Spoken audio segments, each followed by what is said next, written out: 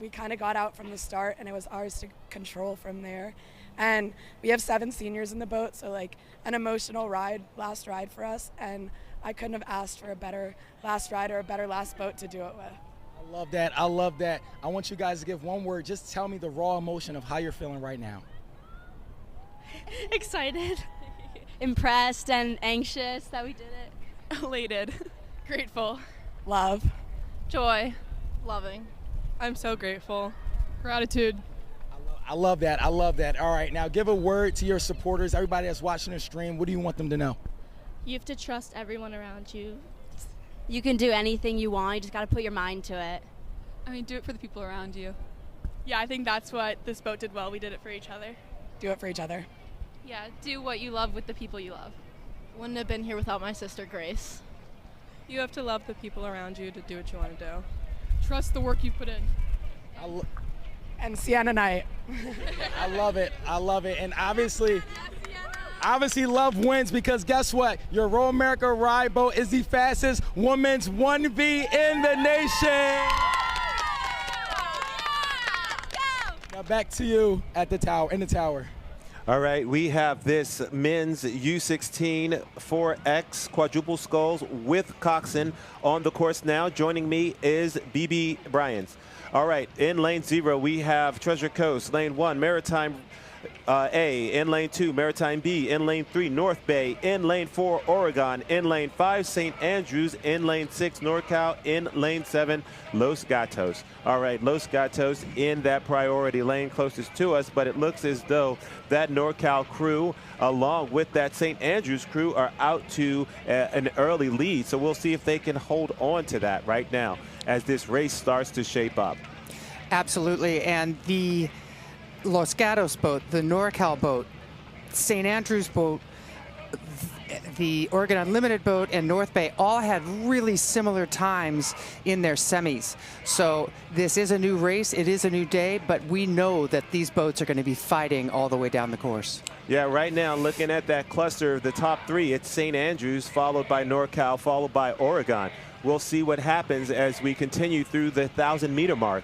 Can any of these crews make a move right now? What is their strategy? Is this their move? It looks as though we do have some movement from that St. Andrews boat. They're pressing out. If you look across in lanes 4 and lanes 3, you can see North Bay and Maritime Rowing Club B with their bows right there. So they continue to move.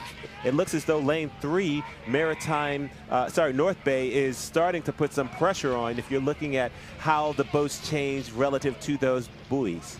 And I would say right now, St. Andrews is the only boat that has a little bit of breathing room here right now. They've got about a half a length up on the next 4 boats. So what happens in the next 500 meters or so will set up the last part of this race. It'll be really interesting to see what these strategies are. Yeah, right now it looks as though there's starting to be a little press from that Los Gatos A boat. We know that they have depth in terms of their scullers, but to me the interesting story is this North Bay boat as well, trying to press, trying to stay in that top group here. Right now we don't have enough separation from any of these boats to be comfortable. If I were in any of these boats, I would not be comfortable right now. I'd be trying to figure out how can I stay relaxed, what can I do to keep moving. Absolutely, and the Los Gatos boat and the St. Andrews boat had almost exactly the same times in the semis. The NorCal crew and the Oregon Unlimited boat had very similar times. NorCal came out of those semis with the fastest time. So these boats are all very evenly matched. So it's going to come down to the racing ability as they come into the last 1,500 meters. We have St. Andrews in the lead. Absolutely, and they are not losing any ground right now. They're holding on to their lead as other boats make moves around them, but this is where things start to happen, and they're going to start to happen fast. So yeah, right now NorCal is trying to do battle with Los Gatos. It looks as though NorCal might have the slight edge, but we are in that last 500, so moves are going to be made. And we'll see who can put pressure on that St. Andrews crew as we come into the last 250. We look across, we can see Treasure Coast and Maritime over there. It looks as though Maritime B has fallen off of the pace, but we still have some strong pushes from both North Bay and Oregon Unlimited on that St. Andrews boat. So right now, St. Andrews continues to hold the lead. We're moving into that last 250 meters where the buoys turn red.